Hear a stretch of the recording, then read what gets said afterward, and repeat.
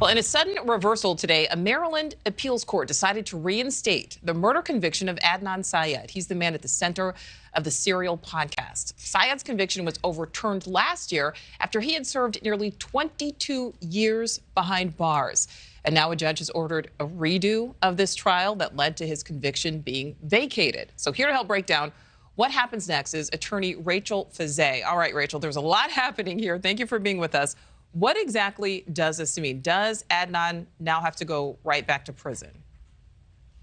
That would be up to the judge, and it'll be back up to the judge that decided that his conviction should be overturned. So my guess is they actually are not going to send him right back to prison. What they have done is reinstated the conviction on a procedural basis because the victim's family was unable to attend that hearing where they overturned the conviction, and they appealed on those grounds. So in many ways, this is simply a procedural error that the Court of Appeals is trying to now have remedied.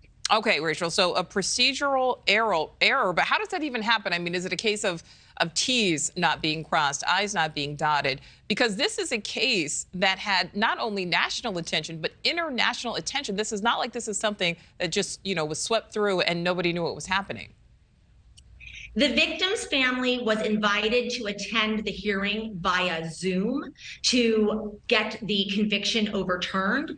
And the judge at the time likely simply thought that was enough notice and enough of an ability to attend the hearing that the order overturning the conviction would not be appealed. The victim's family then appealed that order, and the appellate court found that an invitation over Zoom was not the same as being able to attend in person. And now they are having that hearing again where the victim's family is able to appear in person. Yeah, and the victim's family, I know after this happened, they spoke out. They weren't necessarily happy about this. After all of this, how likely is it that this trial will now have a different outcome?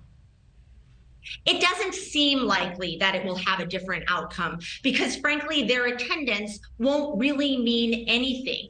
It now seems procedural that they are just now going to do it again where the victim can again appear, but this time in person, and allow for that any statements to be made on the victim's behalf by their family can be done in person to see if that sways the judge in a different direction. Rachel, just really quickly, I want to ask you this. This is a conviction. It was vacated by a now former state's attorney who is under federal indictment. Obviously separate cases, but is there any way that could play into this Adnan Syed case? I think that state's attorney doesn't have a ton of credibility. So in that way, the way that of credibility, if that could affect the judge in one way or another, possibly, but likely not. All right, Rachel Fiset, we appreciate you joining us today. Thank you. Thank you for watching. Go to newsnationnow.com to find NewsNation on your television provider. And don't forget to click the red subscribe button below to get more of NewsNation's fact-driven, unbiased coverage.